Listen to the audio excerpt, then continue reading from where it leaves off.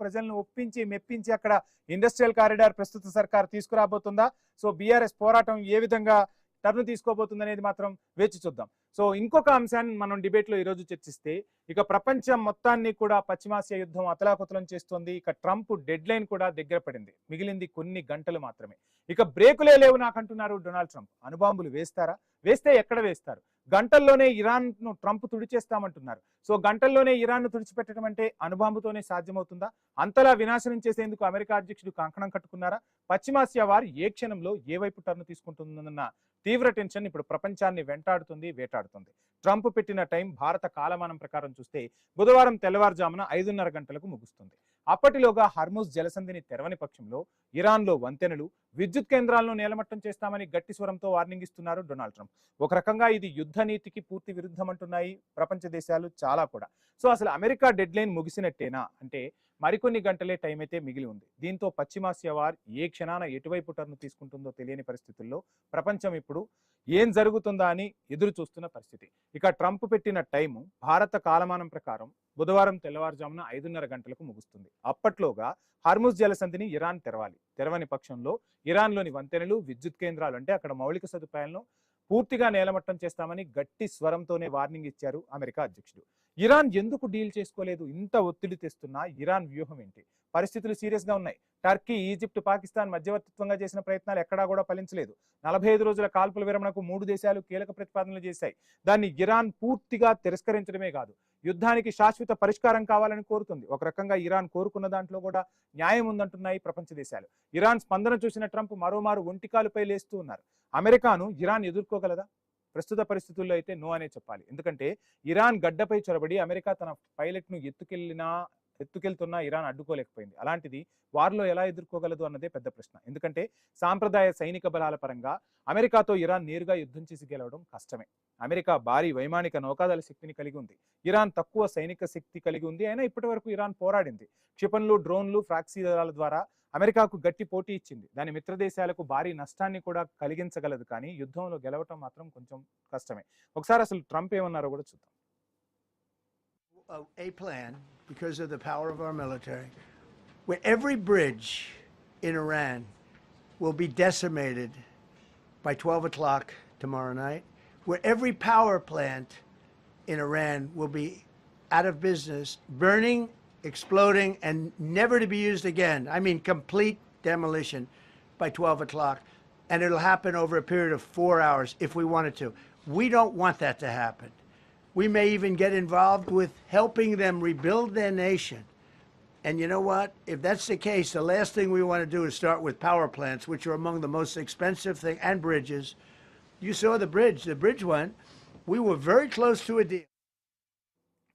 ఇంత గొంతు చించుకుంటున్న Trump Iran పాలకుల ధైర్యం ఏంటి? ఇరాన్ పాలకుల ధైర్యం వారు నేరుగా కాకుండా ఫ్రాక్సీల ద్వారా పోరాడే వ్యూహం. IRGC బలం ఉంది. భారీ దాడుల తర్వాత కూడా వెనక్కు తగ్గని నిశ్చేతపై ఆధారపడి ఉంది ఇరాన్. క్షిపణులు, డ్రోన్ల సామర్థ్యంపై పూర్తిగా నమ్మకం పెట్టుకుంది. ఇజ్రాయెల్, అమెరికా దాడులను ఎదుర్కొనేందుకు సిద్ధంగా ఉండటం వారి ధైర్యానికి ప్రధాన కారణం. ప్రజల్ని కవచంలా మార్చుకుంటున్నారా? ఎస్. ప్రస్తుతం నెలకొన్న యుద్ధ పరిస్థితుల్లో ఇరాన్ ప్రభుత్వం తన ప్రజలను రక్షణ కవచంగా వాడుకుంటుందనే ఆందోళనలు అంతర్జాతీయంగా వ్యక్తమవుతున్న పరిస్థితి. ప్రజల బలిదానం విశ్వాసాన్ని అతిపెద్ద శక్తిగా అభివర్ణిస్తుంది. దేశాన్ని విచ్ఛిన్నం కాకుండా కాపాడే రహస్య కవచం ఇదేనంటున్నారు విశ్లేషకులు. ఇక నష్టాలు, కష్టాలు ఎదురవుతున్నా ట్రంప్ ముందుకేనా? ఏం చేయాలో తెలియని స్థితిలో ట్రంప్ ఉన్నాడా? ఎస్. ఇరాన్తో యుద్ధంలో భారీ ఆర్థిక నష్టాలు, అంతర్జాతీయ విమర్శలు మూటగట్టుకుంటున్నారు అమెరికా అధ్యక్షుడు. ట్రంప్ తన వ్యూహాలతో ముందుకు సాగుతున్నారా అంటే అసలు వ్యూహమే లేకుండా ముందుకు సాగుతున్నారని చెప్పాలి.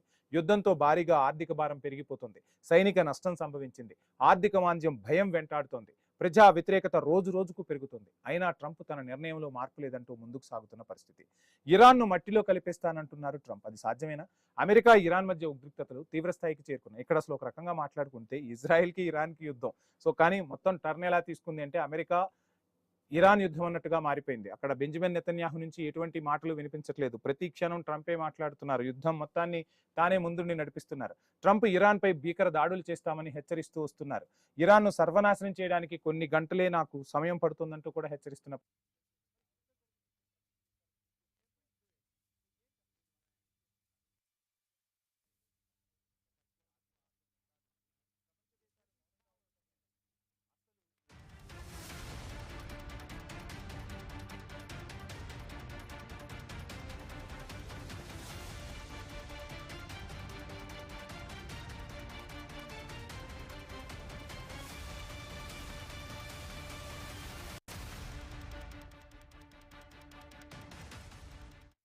have a plan because of the power of our military where every bridge in Iran will be decimated by 12 o'clock tomorrow night, where every power plant in Iran will be out of business, burning, exploding, and never to be used again. I mean, complete demolition by 12 o'clock.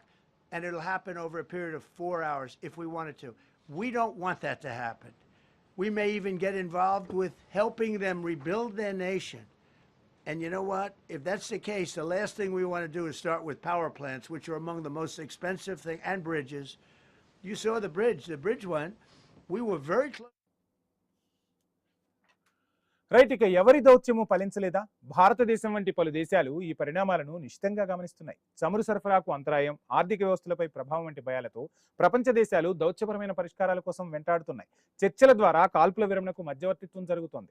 ఐక్యరాజ్య సమితి ఏం చేస్తుంది అన్నది ఇప్పుడు ప్రశ్న. America Israel దాడుల నేపథ్యంలో Iran చిన్నాభిన్నమవుతుండగా ఐక్యరాజ్య సమితి తీవ్ర ఆందోళన అయితే వ్యక్తం చేస్తుంది. ఆందోళన వ్యక్తం చేస్తే సరిపోదు కదా, పశ్చిమాసియాలో ఉద్రిక్తతలను తగ్గించాలని ఇరుపక్షాలకు విజ్ఞప్తి చేస్తూ దాడులను ఆపాలని తీర్మానాలు చేస్తున్న ఐక్యరాజ్య సమితి చర్యలు క్షేత్రస్థాయిలో అమెరికాను ఆపడంలో పరిమిత ప్రభావమే చూపుతున్నాయి. భారత్ సహా పలు దేశాలు శాంతి కోసం ఒత్తిడి చేస్తున్నాయి. హర్ముజ్ జలసంధిని తెరిస్తే ఇరాన్ను వదిలేస్తారా? హర్ముజ్ జలసంధిని తెరవడమే కాదు, తన నిబంధనలకు అనుగుణంగా ఇరాన్ ఒక ఒప్పందానికి వస్తేనే దాడులను ఆపుతామని ట్రంప్ స్పష్టం చేశారు. కేవలం జలసంధిని తెరవడం మాత్రమే సరిపోదంటున్నారు ట్రంప్. టార్గెట్ ఇరాన్లోని శుద్ధి చేసిన యురేనియమేనా? ట్రంప్ ప్రధాన లక్ష్యం ఏంటి అసలు? ఇరాన్ అణుసామర్థ్యాన్ని నిర్వీర్యం చేయడం కోసం అంటూ యుద్ధం మొదలుపెట్టాడు. 60% శుద్ధి చేసిన యురేనియం నిల్వలను దక్కించుకోవడం లేదా వాటిని నశింపజేయడం, ఇరాన్ను అణ్వాయుధాలు తయారు చేయకోకుండా నిరోధించడం, ఆ దేశ క్షిపణి వ్యవస్థను పూర్తిగా నిర్వీర్యం చేయడం వారి వ్యూహంలో భాగంగా కనిపిస్తుంది. తాత్కాలిక సంధికి ఇరాన్ ఎందుకు ఒప్పుకోవడం లేదు? యుద్ధాన్ని కేవలం తాత్కాలికంగా ఆపడం కాదు, వారు మళ్లీ జరగకుండా శాశ్వతంగా ముగింపు పలకాలని ఇరాన్ భావిస్తుంది. తాత్కాలిక విరామం వల్ల శత్రువులు తిరిగి పుంజుకొని మళ్లీ దాడులకు దిగే అవకాశం ఉందని ఇరాన్కు అమెరికాపై నమ్మకం లేకపోవడం, షరతుల ఒత్తిడి కూడా నచ్చడం లేదట. వీటన్నింటికీ సుదీర్ఘ పోరాటానికే ఇరాన్ సిద్ధంగా ఉన్నట్టు కనిపిస్తుంది. పర్మనెంట్ సొల్యూషన్ వెతుకుతుందా? ఎస్. ఇరాన్ తన చర్చల్లో అమెరికా ఇజ్రాయెల్ నుంచి శాశ్వత భద్రతా హామీలను, అమెరికా తన ప్రాంతీయ స్థావరాలను మూసివేయాలని, తమకు జరిగిన నష్టానికి నష్టపరిహారం చెల్లించాలని కోరుతుంది ఇరాన్. సో ఇవన్నీ కూడా ప్రతిబంధకాలు కనిపిస్తున్నాయి. సో రేపు తెల్లవారుజామున ఏం జరగబోతుంది అనేది మాత్రం పెద్ద ప్రశ్నగానే మిగిలిపోతున్న పరిస్థితి. సో ఇదే అంశానికి సంబంధించి మనతో మాట్లాడేందుకు జయరామ్ గారు, ప్రముఖ పొలిటికల్ అనలిస్ట్, జూమ్ లో మనకు సిద్ధంగా ఉన్నారు. జయరామ్ గారు, గుడ్ ఈవినింగ్ అండి. Sir please unmute sir. Yeah, Vamshi, very good evening. Yeah, I am audible. Yeah. Yeah. Can you hear me? Yeah, yes. Please continue, sir. Sir మొత్తంగా చూస్తున్నాం ట్రంప్ డెడ్ లైన్ అయితే ముంచుకొస్తోంది. So రేపు తెల్లవారుజామున, మన కాలమాన ప్రకారం చూస్తే రేపు తెల్లవారుజామున ఇరాన్ ఒప్పుకోకపోతే దాడులు చేస్తాను, ఇరాన్ని సర్వనాశనం చేస్తాను అంటున్నాడు. సర్వనాశనం అంటే ఏంటి? కొన్ని గంటల్లోనే తుడిచిపెట్టాలంటే అది అనుభవంతోనే సాధ్యం. అంత సాహసం చేయగలడా ట్రంప్? అసలు ఏంటి ట్రంప్ వ్యూహాన్ని ఎలా చూస్తున్నారు? తెల్లవారుజామున అంటే మన టైం అవును 5:30 మార్నింగ్, అర్లీ మార్నింగ్ 5:30 కల్లా దేశాన్ని గ్లోబ్ లో లేకుండా చేస్తా అనేది ట్రంప్ మాట్లాడే. ట్రంప్ మాట్లాడుతుంటే ఒక్కొక్కసారి ఏమో జోకర్ లాగా అనిపిస్తుంటది. ఆయన బ్రెయిన్ ఉండి మాట్లాడతాడా లేక మాట్లాడతాడా తెలియదు, కానీ మొత్తానికి అయితే మాట్లాడేస్తుంటాడు. ఆ మాట్లాడడం లోపల ఆయన బెదిరించడం లోపలనే ఆయన భయపడుతూ బెదిరిస్తుంటాడు. దానికి ఏందో అర్థం కావటం లేదు. ఇప్పుడు ప్రపంచ దేశాల్లో కూడా అబ్జర్వ్ చేసేది ఏంటంటే, ట్రంప్ మాటలలో నిజంగా నిజం ఉంటుందా, లేకపోతే బెదిరిస్తాడా, లేకపోతే భయపడి బెదిరిస్తాడా అనేది తెలియదు. జూనియర్ ఎన్టీఆర్ ఒక ఏదో సినిమాలో, నాకు I'm not sure the particular movie, నన్ను రౌండ్ అప్ చేస్తే నేను కన్ఫ్యూజ్ లో భయపడి కొట్టేస్తా అనే డైలాగ్ ఉంటది. ట్రంప్ పరిస్థితి కూడా అలా అనిపిస్తుంటది. టెంపర్ సినిమాలో మీరు చెప్పింది మొత్తంగా ట్రంప్ కూడా ఇప్పుడు టెంపర్ గానే కనిపిస్తున్నాడు. So I'm not particular about that movie. So then అంటే అది అట్లా మాట్లాడుతూ ఉంటాడు. అక్కడ ఉండే ఇంతకు అమెరికాలో ఉండే ప్రాబ్లమ్స్ ఏంటంటే, ఇప్పుడు క్రైసిస్ లోపల ఒకటి ఎంప్లాయ్మెంట్ క్రైసిస్ ఉంది, యూత్ అగెనిస్ట్ గా ఉన్నారు, ఎందుకు గెలిపించుకుంటున్నారు అని తలబట్టుకున్నారు, సాఫ్ట్వేర్ నాశనం అయిపోతున్నది. అక్కడ డిపెండెంట్ ఎంప్లాయీస్ ఉంటుంటారు. అంటే ఎంప్లాయీ ఇక్కడ నుంచి పోయిన వాళ్ళు కొంత సీక్రెసీగా, అంటే ఇతర దేశాల నుంచి వచ్చిన వాళ్ళు 6 నెలల వీసా ఏదైతే ఉంటుందో, 6 నెలల వీసా అయినప్పుడు కొంచెం డిపెండెంట్ గా వాళ్ళు పని చేసుకుంటూ ఉంటారు. వారి మీద ఆధారపడేసి వీళ్ళు సైలెంట్ గా పని చేసుకుంటూ ఉంటారు. ఆ వర్కర్స్ కూడా అమెరికాకు చాలా అవసరము, వాళ్ళు తక్కువగా పని చేస్తుంటారు, డిమాండ్ ఉండదు వాళ్ళకు. ఇప్పుడు అట్లాంటి వాళ్ళు దొరకకుండా పోయినలు, వాళ్ళకు విపరీతమైన భారం పడుతున్నది. ఇట్లా చూస్తూ ఉంటే అమెరికా టోటల్ క్రైసిస్ లోకి వెళ్ళింది, అందులో డౌట్ ఏం లేదు. ఆ క్రైసిస్ నుంచి ఓవర్కమ్ చేయాలి అంటే మనోడు బిజినెస్ ఏర్పాటు చేసుకున్నాడు, కౌంటర్ ఏర్పాటు చేసేసి ఇప్పుడు ఆయిల్ ని ఎక్కడి నుంచి కొల్లగొట్టుకోవాలి, ఏ విధంగా చేసుకోవాలి, నెక్స్ట్ వచ్చేసి ఉక్రెయిన్ నుంచి ఏ విధంగా నిక్షేపాలు లాక్కోవాలి అని దేశాల నుంచి ఇలాంటి డ్రామా అంతా ప్లే చేసుకుంటుంటాడు. అంటే ఇక్కడ ఏది ఏమైనా కూడా ట్రంప్ కు అర్థం కావాల్సింది ఏంటి అంటే, ఒకవేళ కనుక మీరు బెదిరించిన బెదిరింపులకు ఇరాన్ కనుక లొంగకపోతే ఏంటి పరిస్థితి? ఒకవేళ మీరు అన్నట్టుగానే చేస్తారా? గ్లోబ్ లో లేకుండా ఇరాన్ ని చేయగలుగుతారా? చేస్తే ఇరాన్ లాస్ట్ కు చచ్చి వాళ్ళు ఒకటే మాట చెప్తున్నాం, మేము చివరి క్షణం వరకు కొట్లాడతాము. వాళ్ళు క్లియర్ కట్ గా చెప్తున్నారు. ఇరాన్ ఫస్ట్ లో మొత్తంగా ఇరాన్ మీద వ్యతిరేకత ఉన్నా యుద్ధం జరుగుతున్న కొద్దీ ఇరాన్ పై ప్రపంచవ్యాప్తంగా కూడా ఒక రకమైన సానుభూతి వ్యక్తమవుతున్న పరిస్థితి. సో వాళ్ళు ఏం చెప్తున్నారు అంటే, యుద్ధాన్ని మేము స్టార్ట్ చేయలేదు, మేమెలా ముగిస్తామని వాళ్ళు క్లియర్ కట్ గా చెప్తున్నారు. అండ్ ఇరాన్ డిమాండ్లు కూడా క్లియర్ కట్ గా ఉన్నాయి. యుద్ధాన్ని శాశ్వతంగా ముగించడం, మాకు జరిగిన నష్టాన్ని నివారించడం, హర్ముజ్ పై అమెరికా పెత్తనం లేకుండా చేయటం, ఈ మూడు చేస్తే చాలని వాళ్ళు క్లియర్ కట్ గా చెప్తున్న పరిస్థితి. సో వాళ్ళ కోరికల్లో కూడా న్యాయం ఉందని అనిపించట్లేదా? దాంతో పాటు ఇంకో మాట కూడా వాళ్ళు చాలా క్లియర్ గా చెప్తున్నారు, ఒకవేళ కనుక అలాంటి పరిస్థితి మాకు వచ్చినట్టు అయితే మేము పోతూ మాతో పాటు ఇంకో 10 దేశాలను చూసిపెట్టి వెళ్ళిపోతామని చెప్తాం.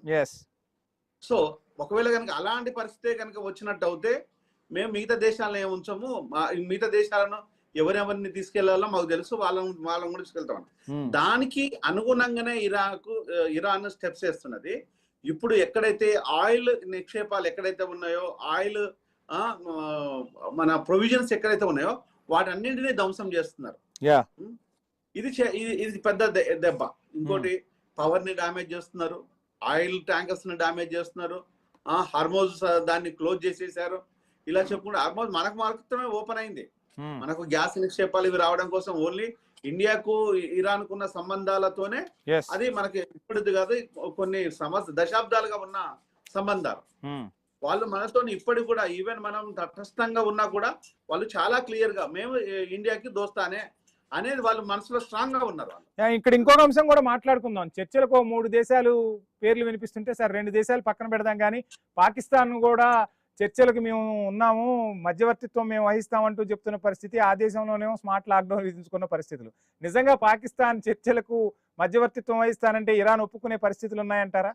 సో పాకిస్తాన్ అది 2026 బిగ్ జోక్ అనుకోవాలి. అది జోకర్కే జోకర్. పాకిస్తాన్ వాడిని ఎవడు పిలిచింది లేదు, అడిగింది లేదు.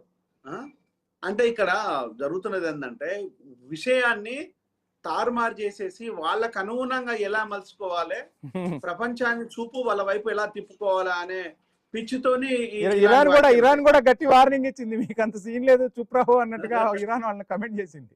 ఇరాన్ దాంతో పాటు అన్నది ఇంకొక మాట కూడా అన్నది, ఇరాన్ ఇట్లా ఎక్స్ట్రా వేసేస్తే మీ దేశం కూడా ఉండదు అని కూడా. ఇట్లాంటి ఎక్స్ట్రా కథలు పడితే బాగుండదు, నిన్ను పిలిచినోడు ఎవడు అడిగినోడు ఎవరు లేడు, ఎక్కువ తక్కువ మాట్లాడితే ఈ దేశం కూడా ఉండదు అని చెప్పాను. అంటే ఇక్కడ ఇరాన్ తట్టుకుంటున్నది, ఇరాన్ కొట్లాడుతున్నది. ఒకవేళ కనుక ఇరాన్ నిజంగా కనుక అలాంటి పరిస్థితి వచ్చినట్టు అయితే అమెరికా కూడా భయంతోనే కొట్లాడుతుంది ఇప్పుడు. అమెరికాలో ఏ పరిస్థితులు ఎలా ఉంటాయి. ఇక్కడ ఇంకొక అంశం కూడా జయరామ్ గారు మనం గమనిస్తే, యుద్ధం స్టార్ట్ అయినప్పుడు కాస్త నెతన్యాహు హడావిడి కనిపించింది, నేను చచ్చిపోలేదు బతికే ఉన్నానని కొన్ని వీడియోలు రిలీజ్ చేసిన తర్వాత అసలు నెతన్యాహు చప్పుడు లేదు యుద్ధంలో. అసలు ఇరాన్ ఇజ్రాయెల్ యుద్ధం కాస్త ఇరాన్ అమెరికా యుద్ధంగా మారిపోయింది. మొత్తంగా ట్రంప్ తన భుజానికి వేసుకుని మరీ లాక్కెళ్తున్న పరిస్థితి. ప్రపంచవ్యాప్తంగా ట్రంపే విమర్శలు ఎదుర్కొంటున్నాడు. సో ఎలా చూస్తున్నారు ఈ అంశాన్ని?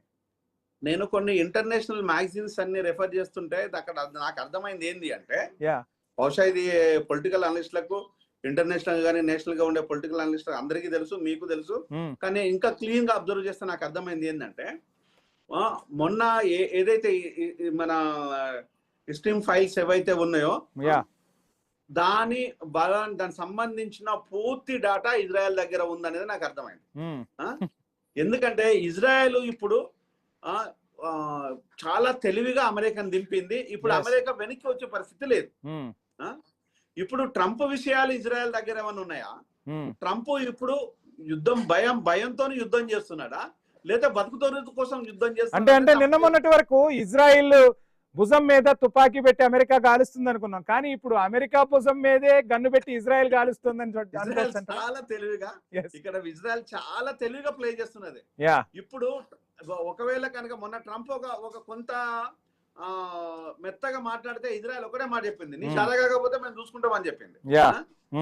నీ చేత కాకపోతే మేము చూసుకుంటాం. ఇంకొక విషయం ఏంటంటే ఉన్న యుద్ధ సామాగ్రి కానీ మిగతా రాకెట్స్ కానీ రైఫిల్స్ కానీ అన్ని కరిగిపోయినాయి. ఇప్పుడు పూర్తిగా మందుగుండు సామాగ్రి లేదు. అమ్ముకొని బతకాల్సిన మందుగుండు సామాగ్రి అమ్ముకోవాల్సిన ఈ అమెరికా ఈ రోజు బతుకు తెరువు కోసం ఖర్చు చేయాల్సిన పరిస్థితి. రైట్. మొత్తం ఇంటా బయట కూడా ట్రంప్ విమర్శలు ఎదుర్కొంటున్న పరిస్థితి. చర్చలో పాల్గొన్న జయరామ్ గారికి ధన్యవాదాలు. తెల్లవారితే ఏం జరుగుతుందనేది చూద్దాం. సో ఇరాన్ ను ప్రపంచ పటంలో లేకుండా అమెరికా చేయగలుగుతుందా? ఇంకొక టర్న్ ట్రంప్ తీసుకోబోతున్నాడా? సో పశ్చిమాసియా యుద్ధం ఏ వైపు టర్న్ తీసుకోబోతుందో వేచి చూద్దాం. ఇది వాళ్ళ prime time debate. Stay tuned.